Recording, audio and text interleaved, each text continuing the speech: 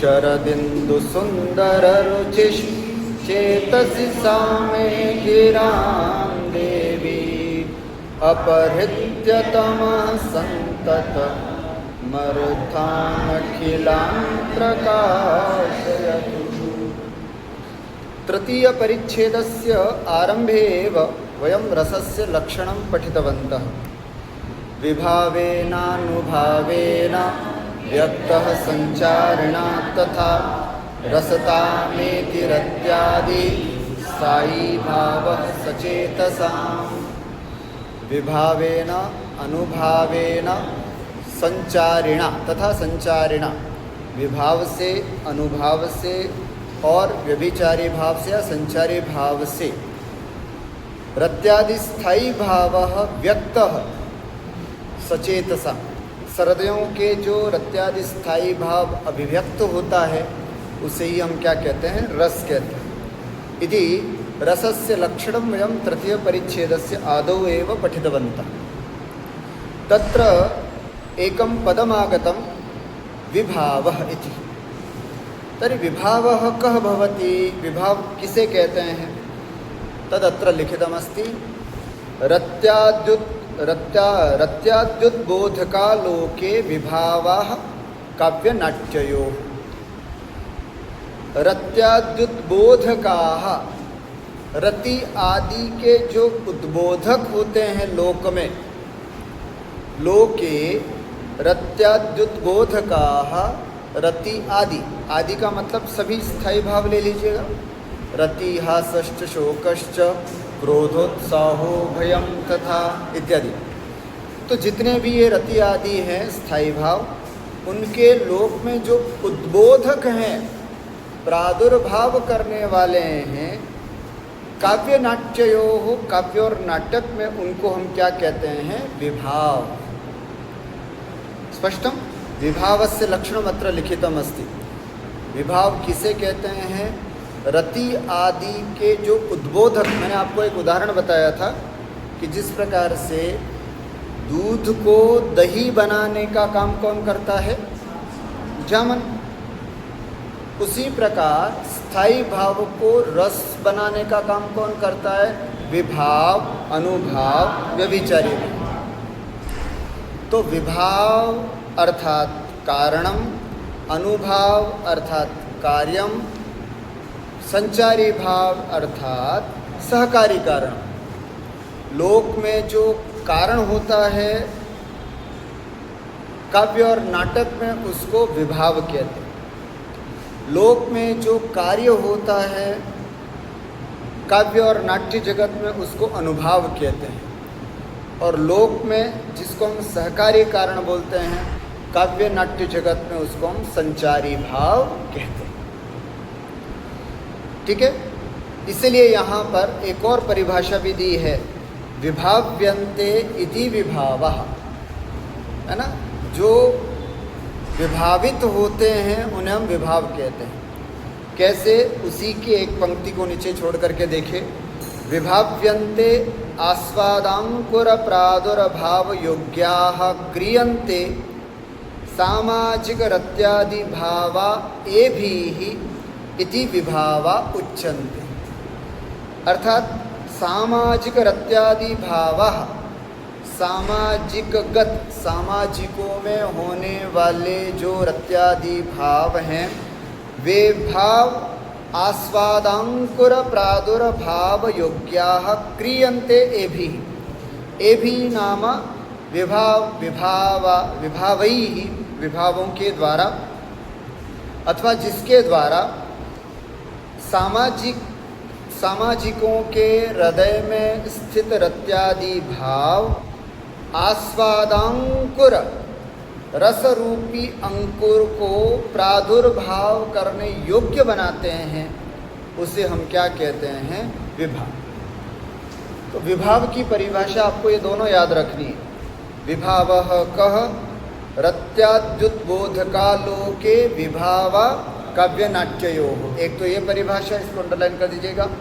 और दूसरा, विभाव्यन्ते आस्वादांकुर प्रादुर्भाव योग्याः क्रियन्ते सामाजिक रत्यादि भावा एभिः इति विभावा, अर्थात सामाजिकों के अंदर व्याप्त रत्यादि भाव ये भी इनके द्वारा या जिनके द्वारा आस्वादांकुर प्रादुर्भाव योग्याः क्रियन्ते, अर्थात आस्वाद माने रस, रसांकुर, रस रूपी अंकुर को प्रादुर्भाव करने में जो योग्य होते हैं उसे विभावाः अर्थात विभाव कहते हैं। ठीक है, तो ये विभाव की परिभाषा हुई। और इतना सब कुछ याद नहीं रहे तो एक संक्षिप्त एक शब्द में ये याद रखें, विभाव का मतलब होता है कारण। क्या होता है विभाव का मतलब? कारण। लोक में जिसको हम कारण कहते हैं, साहित्य और काव्य जगत में, नाट्य जगत में उसको हम क्या बोलते हैं? विभाव। स्पष्ट? अब उस विभाव के दो भेद होते हैं, आलंबन विभाव और उद्दीपन विभाव। यथा अत्र लिखितम् अस्ति, वदन्तु। आलंबनोद्दीपनाख्यौ तस्य भेदाबुभौ स्मृतौ।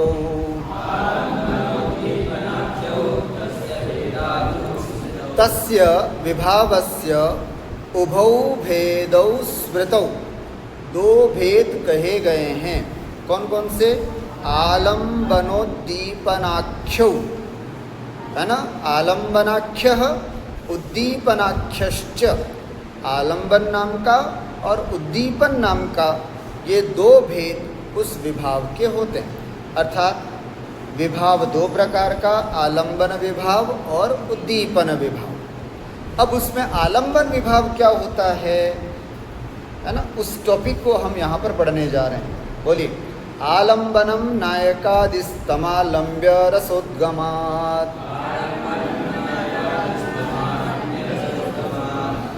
आलंबनम, आलंबन क्या होता है? नायकादि ही। नायक आदि कौन से भाव होते हैं? आलंबन विभाव। आदि पदेन किम अत्र? नायिका, प्रतिनायक आदि, ये सब आलंबन विभाव। तो आलंबनम नायकादि, नायक, नायिका, प्रतिनायक, ये सब आलंबन विभाव हैं। क्यों गुरुजी ये आलंबन विभाव क्यों हैं?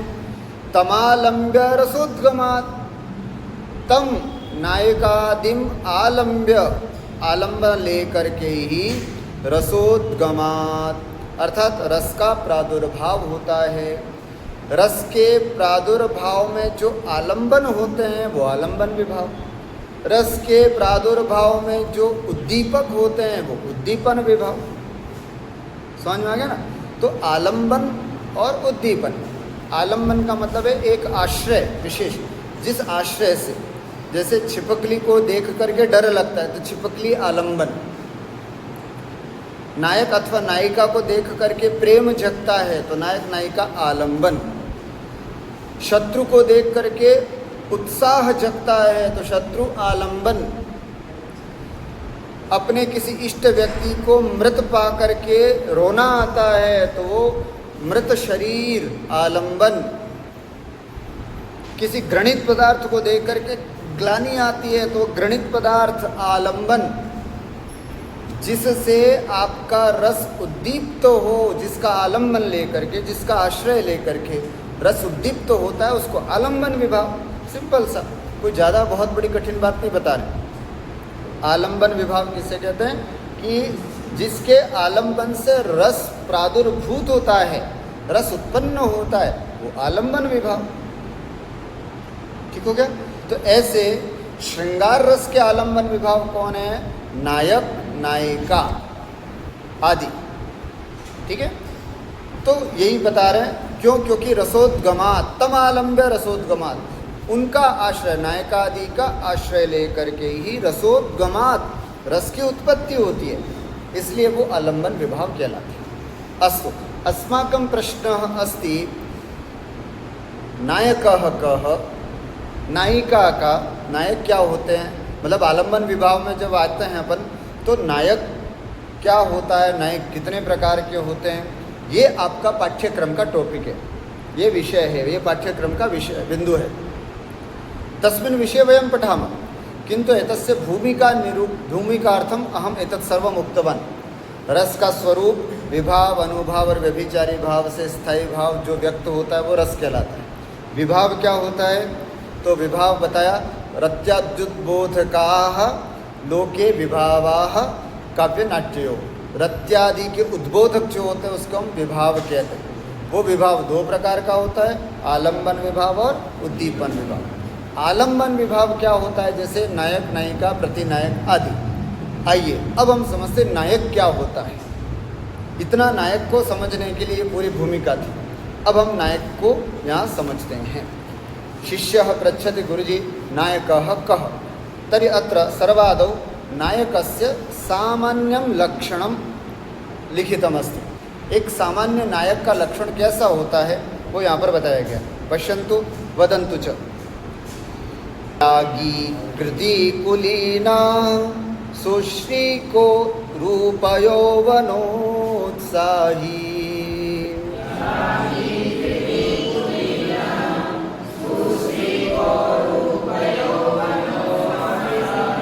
दक्षोऽनुरक्तलोकस्तेजो वैदग्ध्यशीलवान् नेता।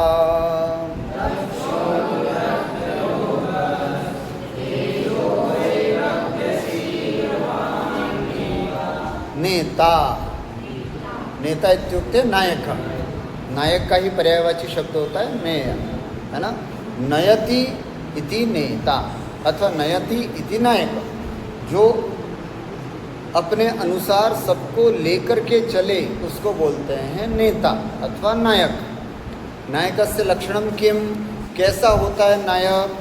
तो देखिए कितनी बातें बताई। नायकः त्यागी भवति, कृति भवति, कुलीन भवति, सुश्रीकः भवति, रूप यौवनोत्साही भवति, दक्षः भवति, अनुरक्तः भवति, अनुरक्तलोकः भवति, तेजो वेदग्ध्यशीलवान् नायकः भवति। पश्यतु, त्यागी इत्युक्ते किम, है ना। त्यागी इत्युक्ते दानशीलः, दान देने वाला होता है। कंजूस नहीं होता नायक, माइजर नहीं होता है।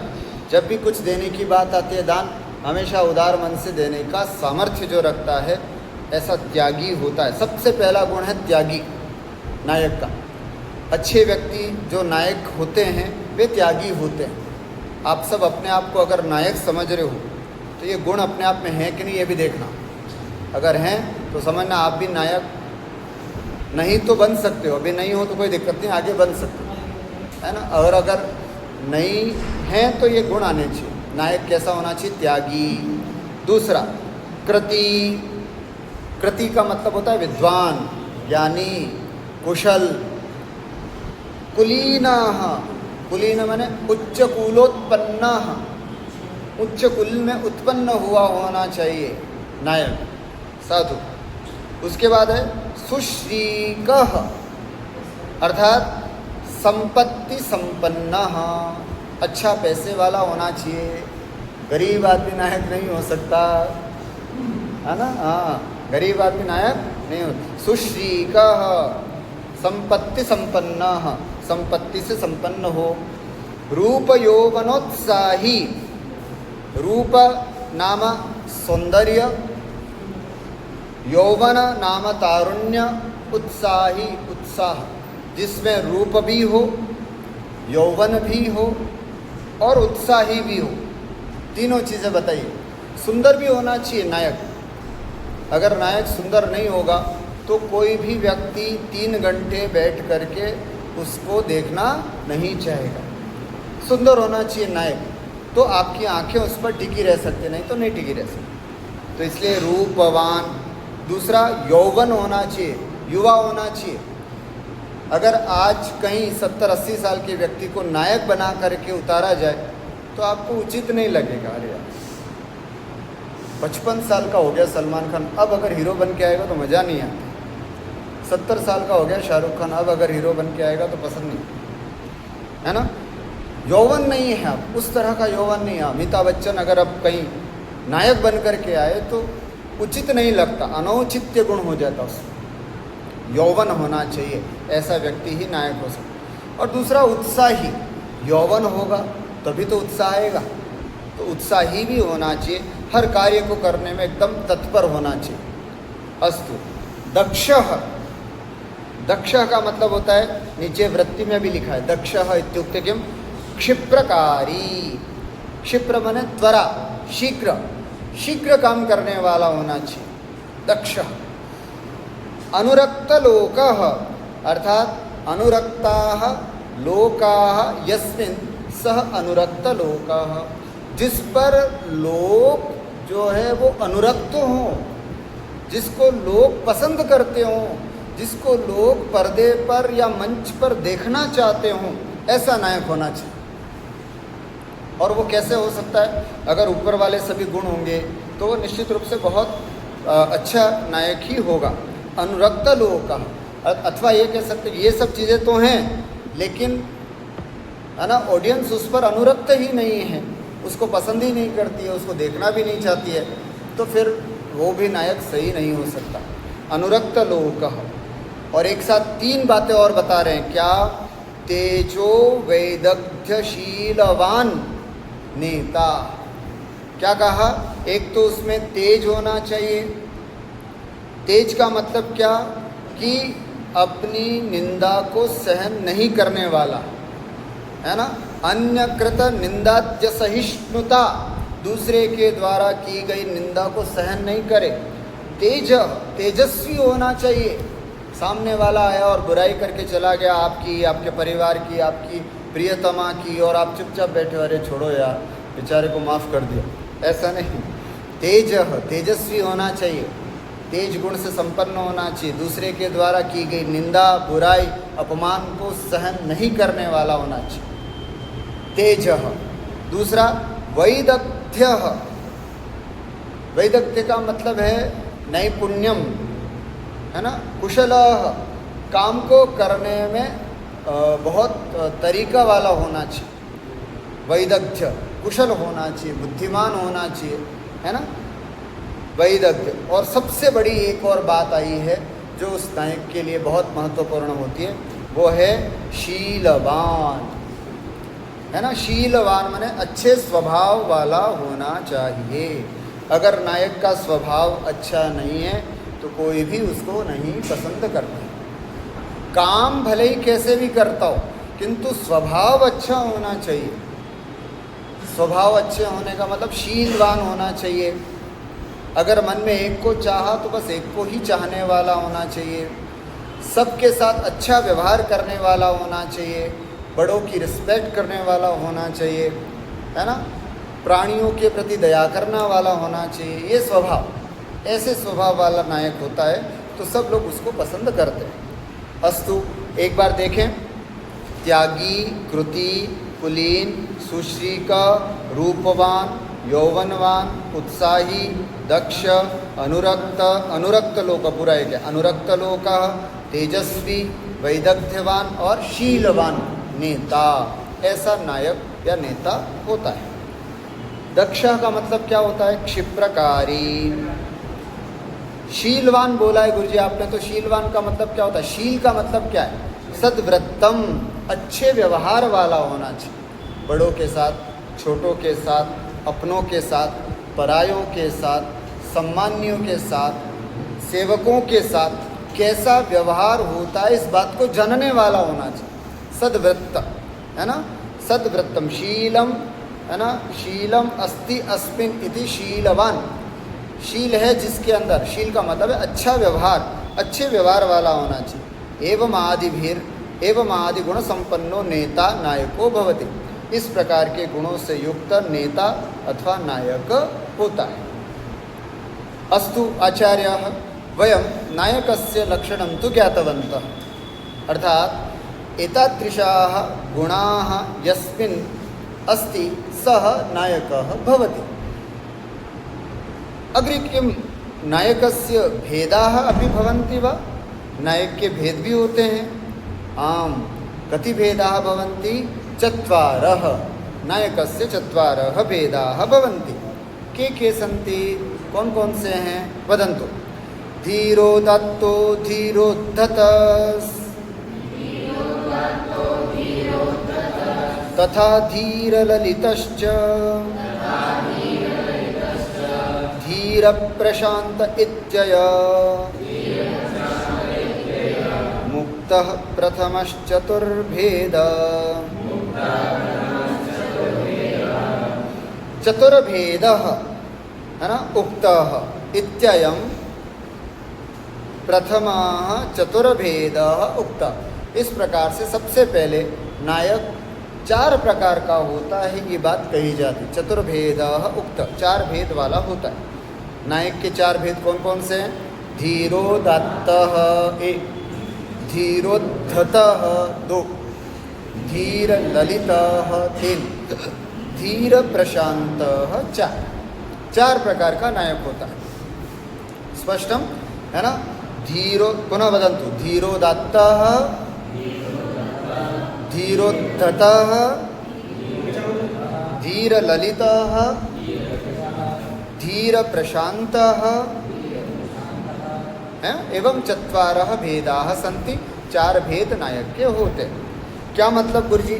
धीरोदात्त का मतलब क्या होता है? सामान्य रूप से व्युत्पत्ति देखते हैं तो धीरः सन उदात्तः इति धीरोदात्त, जिसमें धीर शब्द का अर्थ क्या होता है? धैर्य गुण, पेशेंस जिसके पास हो। हर नायक में धैर्य गुण होता है।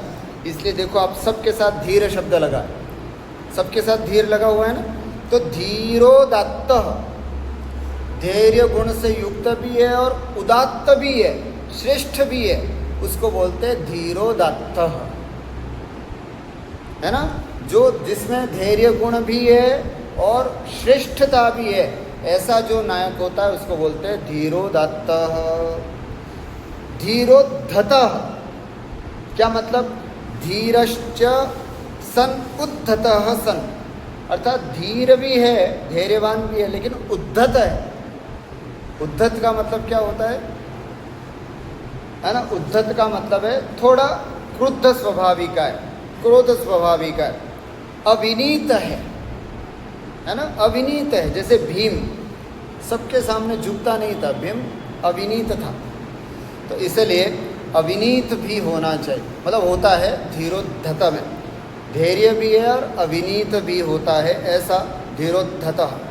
धीर ललित, जो धीर माने धैर्य गुण से युक्त होता हुआ, ललित कोमल स्वभाव, कोमल स्वभाव वाला होता है। ललित माने सुंदर होता है, कोमल स्वभाव होता है, शांत होता है, इसको बोलते हैं धीर ललित। ठीक है। और एक और लास्ट में बताया धीर प्रशांत, अर्थात जहाँ पर धीरता भी होती है और प्रशांत माने शांति गुण भी होता है, बहुत शांत, कितनी भी विपरीत परिस्थितियाँ आए बदला नहीं लेता, शांत कर देता है, माफ़ कर देता है सामने वाले को, ऐसा जो नायक होता है वो होता है धीर प्रशांत। स्पष्टम है ना। 4 रसों में कौन कौन प्रमुख, अथवा इन चारों नायकों के प्रमुख रस कौन से होते हैं? सामान्य रूप से देखते हैं। धीरोदात्त नायक वीर रस प्रधान, धीरोद्धत नायक रौद्र रस प्रधान, अगर काव्य होगा तो धीरोद्धत होगा। धीर ललित श्रृंगार रस प्रधान अगर होगा तो धीर ललित होगा। और धीर प्रशांत कौन सा रस? शांत रस। शांत रस प्रधान काव्य होगा तो नायक कैसा होगा? धीर प्रशांत। इस प्रकार से धीरोदात्त, धीरोद्धत, धीर ललित, धीर प्रशांत, चतुर्भेद, 4 प्रकार का यह नायक होता है। अस्तु आचार्याः धीरोद्धतः धीरोदात्तः नायकस्य लक्षणं किम्?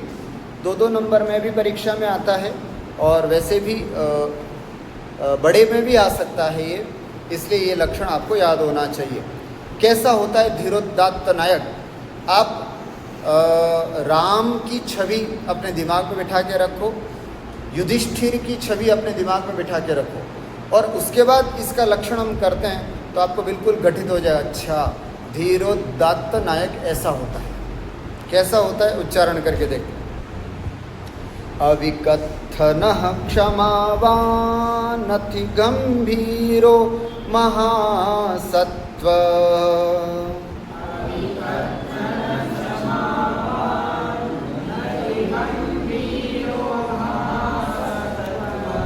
स्थेयान्निगूढमानो धीरो दत्तो दृढव्रतः कथितः।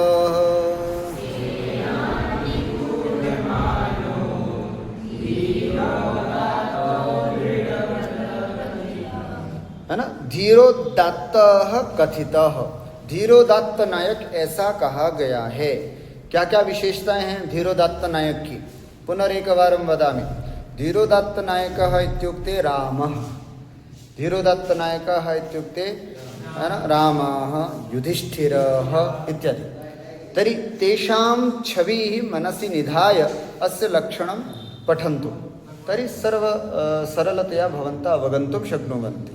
यथा पश्यतु, अविकत्थनः। विकत्थनः इत्युक्ते प्रशंसा, आत्मप्रशंसा।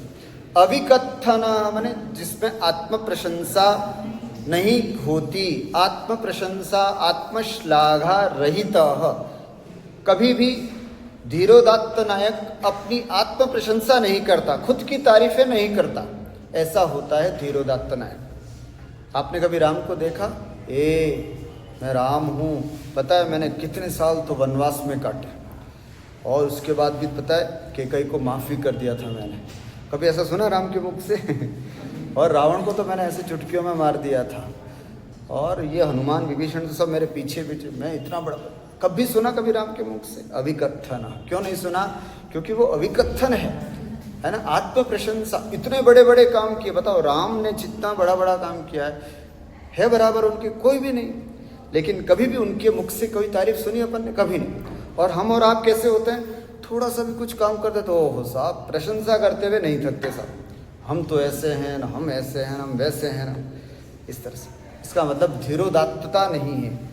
अस्तु, दूसरा गुण क्षमावान। ओहो, एक एक गुण बहुत महत्वपूर्ण है। क्षमा से युक्त, क्षमा अस्ति अस्मिन् इति क्षमावान, अर्थात बहुत सारे शत्रु आदि के द्वारा किए गए अपराधों को भी जो माफ कर दे। राम की विशेषता जानी थी आपने? राम ने बहुत संदेश भिजवाए कि साहब सीता को भिजवा दो। लास्ट में अंगद को भी भेजा था कि चलो अब हम बिल्कुल आक्रमण करने वाले हैं, अगर आप अभी भी ससम्मान सीता को लौटा देते हैं तो हम कुछ भी आप पर आक्रमण नहीं करेंगे, बाकी फिर आपकी इच्छा। यहाँ तक क्षमा करने की भाव थे राम के। रावण के पास संदेश भेजा, ऐसा नहीं कि राम समुद्र पार करके गया और सीधा आक्रमण कर दिया, और ऐसा नहीं, बिल्कुल नहीं। अवसर दिया उनको, और लास्ट में अंगद को भी भेजा कि जाओ अंगद, अब हमारी सेना तैयार है इस पार, अब जा करके एक बार अंतिम संदेश रावण को दे करके आओ कि क्या अब भी वो ससम्मान सीता को लौटाने के लिए तैयार है, तो पूरा जनसंहार टल जाएगा और सब बच जाएंगे। परंतु रावण तो अभिमानी था, वो कहाँ किसकी सुनने वाला था, इसलिए एक बात भी ना सुनी गई और फिर वो युद्ध हुआ। क्षमावान कहना मतलब नायक जो होता है वो क्षमावान होता है।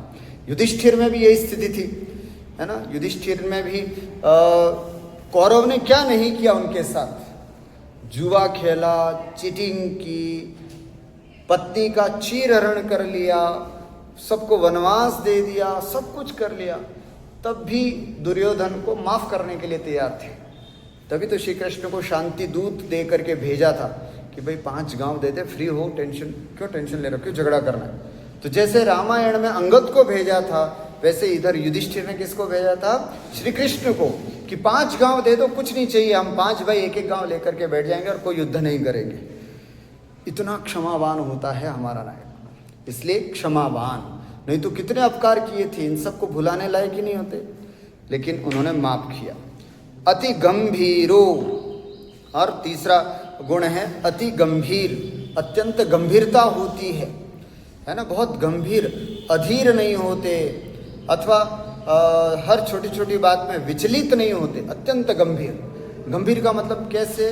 सागर के जैसे, समुद्र के जैसे, है ना। जैसे समुद्र कितना गंभीर होता है, ऐसे नायक अत्यंत गंभीर होते हैं, छोटी मोटी बाधाओं में विचलित नहीं होते, हमेशा प्रसन्न होते हैं, खुश रहते हैं, अति गंभीर।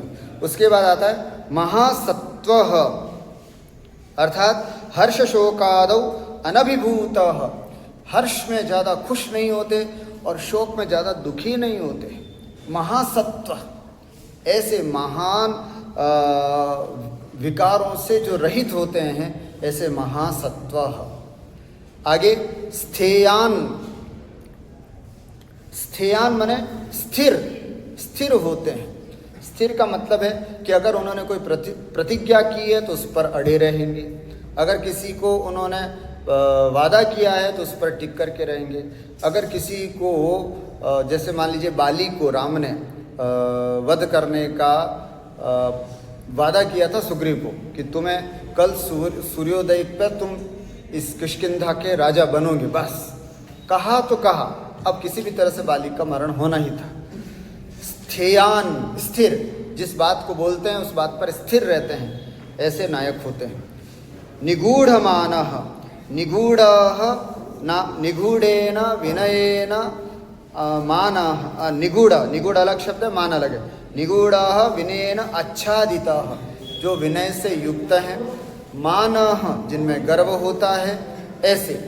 तो ये स्थेयान निगूढ़मानः, स्थिर हैं और निगूढ़ हैं, विनय आदि से युक्त हैं। मानः माने हर्ष आदि से जो युक्त हैं, और दृढ़व्रतः, और दृढ़व्रतः, जो संकल्प अपने जीवन में जो व्रत लिया है, जो संकल्प लिया है, उस पर दृढ़ रहने वाले होते हैं।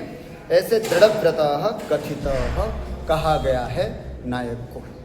स्पष्टम एकवारं पुनः अविकथनः प्रशंसारहितः, क्षमावान है ना, क्षमा गुण सहितः, अतिगंभीरः अत्यंत गंभीरः, महासत्वः नाम विकार रहितः, पुनः स्थेयान स्थिरचित्तः, निगूढ़ः विनयेन सहितः, मानः नाम गर्वितः नाम गर्वयुक्तः, दृढ़व्रतः कृतसंकल्पः, धीरोदत्तः कथितः, धीरोदत्त कहा गया है। ऐसा होता है धीरोदत्त नायक। अविकथो नाम आत्मश्लाघाकार, आत्मश्लाघाकर, अनात्मश्लाघाकर, अपनी श्लाघ माने प्रशंसा नहीं करने वाला। महासत्वो नाम हर्ष शोकाद्यनभिभूत स्वभावः, हर्ष और शोक में जो अभिभूत नहीं होने वाला। निगूढ़माना विनयच्छन्न गर्वः, दृढ़व्रत नाम अंगीकृत निर्वाहक, जो बात एक बार स्वीकार की उसको निर्वहन करने वाला। यथा, जैसा कि उदाहरण बताया, राम युधिष्ठिर आदि, जैसे राम और युधिष्ठिर आदि। एवं अत्र अद्य वयं धीरोदात्त नायकस्य लक्षणं पठितवन्तः।